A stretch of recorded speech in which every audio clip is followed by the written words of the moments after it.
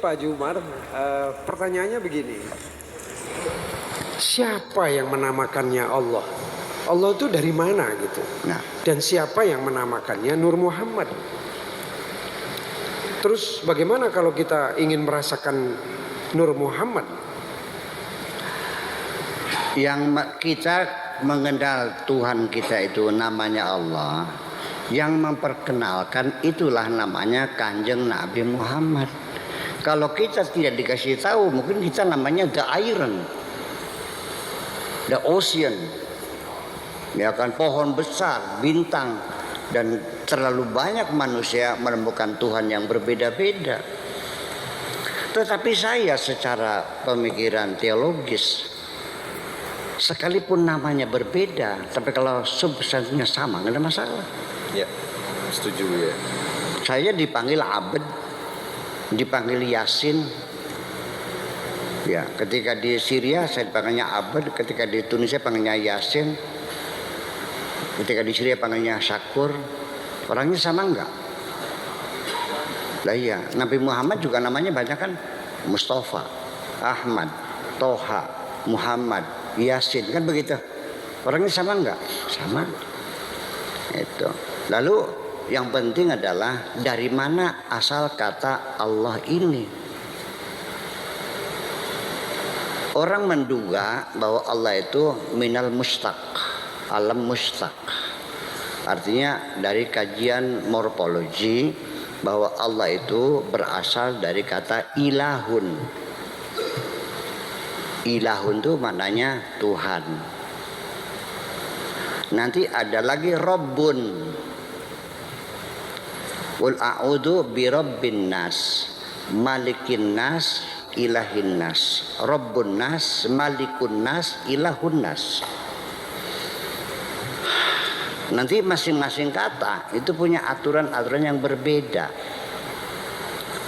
Rabbun itu adalah sebagai pemilik. Ya. Ketika kita memanggil Tuhan, wahai Tuhanku, ya Rabbi, tidak pakai ya mutakalim. Ya Rabbi, nggak ada ya mutakalimnya, betul nggak? Tapi kalau dijamakan ya Rabb, bana ada nunnya. Kalau Rabbi nggak ada. Kemudian lagi Rabbun itu adalah ketika Rabbun tersendiri itu adalah Tuhan. Tapi kalau diidhafahkan Rabbul Baiti, tuan rumah. Kalau Rabbul Amal itu employer, yang punya pekerjaan.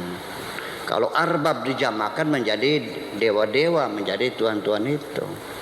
Nah ini kan setiap kata semuanya ada aturan-aturan linguistik. Soalnya kita kan bahasa Arab. Mengucapkan nama Allah saja masih belum ada yang jelas. Ada Allah, ada Allah, ada Allah, Allah. Ya, itu hamzahnya saja nggak dibaca fathah, rata-rata dibaca o. Allah, bukan Allah dong. Allah bukan Allah, dan bukan Allah, dan juga bukan Allah. Dari bunyi sengaunya saja Allah. Kalau Arab pasti Allahu.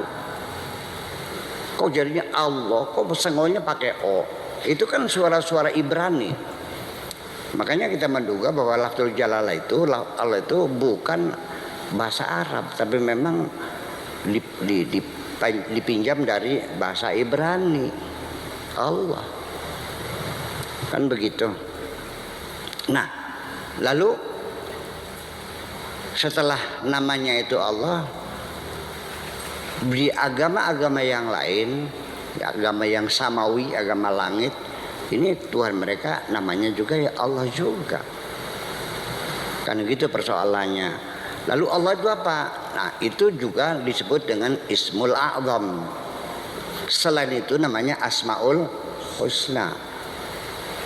Dibedakan karena Ism Adam itu Ismul Zat, namanya Allah. Kalau Rahman itu masih sifat, namanya Asmaul Husna.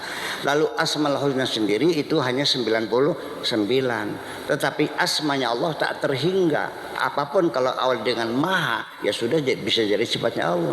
Nah ini kalau kita bahas tentang asal usul asal lafzul jalalah, itu saya pernah mengkaji lafzul jalalah itu 4 tahun baru selesai. Ya, kajian linguistik lafzul jalalah itu 4 tahun baru selesai. Artinya di situ diurai dari sisi morfologinya, psikolinguistiknya, dari sintaksisnya, dari filologinya, dari hermeneutikanya, dari dunia tersendiri lah. Dan gitu, itu baru selesai. Tapi saya kira untuk masyarakatnya tidak perlu terlalu mendalam semacam itu hanya untuk kajian-kajian akademis saja sesungguhnya mah. Ya kan begitu.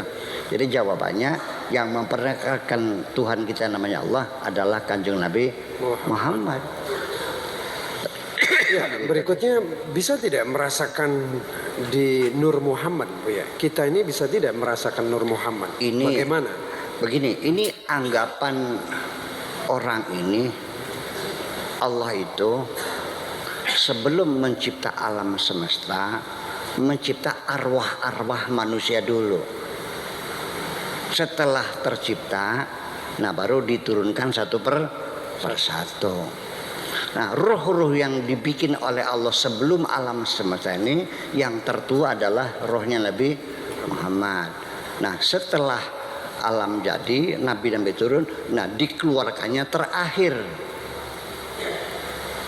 Itu jadi apakah roh manusia yang diciptakan Allah itu waktu belum bertempat di jasad dan belum turun ke bumi, ini masih banyak perdebatan. Sebab di dalam Al-Quran sendiri informasinya belum ada manusia. Hal ataka hinum minad dahri. Terus Lam yakun syai'an madhkura. Hal ata alal insan. Hal ata ala hini minad dari. Terus alal insani hal ata al insani hinu minad dari lam yakun syai'an madhkura. Tahukah engkau pada suatu fase tertentu di mana manusia belum disebut apapun?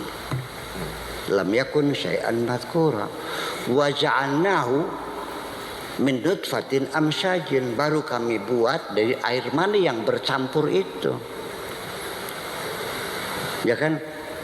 Wa ja'alnahu sami'an basira, baru setelah itu bisa melihat, bisa mendengar. Jadi sebelum Allah menciptakan apapun, ya manusia juga nggak ada. Ada satu fase manusia tidak ada, gitu. Adapun, nah ini kan terbentuk dengan hadis yang mengatakan laulaka ya Muhammad ma khalaqtul aflak. Hadis inilah yang membangun pemikiran bahwa roh-roh itu sudah ada pada zaman dahulu kala.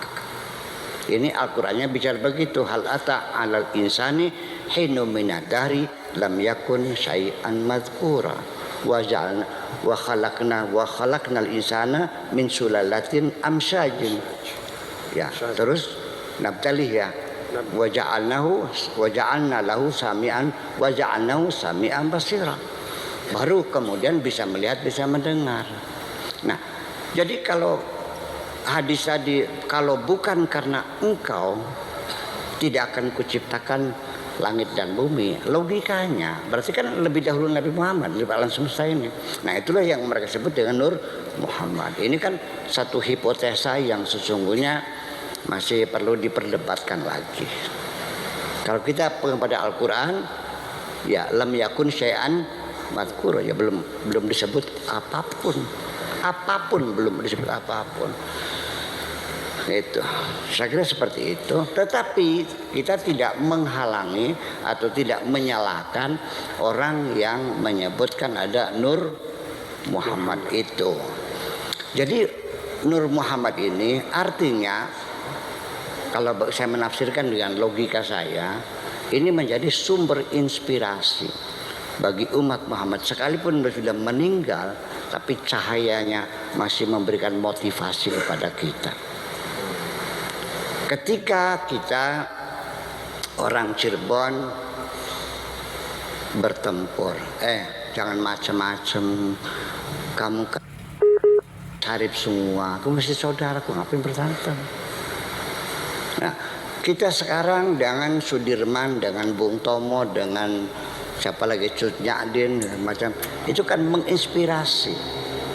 Jadi orang-orang yang sudah meninggal pun nanti bukan hanya Nabi Muhammad, orang-orang yang mati sebagai pahlawan, sebagai syuhada pun oleh Allah dinyatakan tidak mati, tapi mereka masih hidup. Artinya sama, bisa memberikan motivasi kepada kita untuk bersemangat lagi untuk hidup. Memberikan spirit semacam itu, saya kira gitu.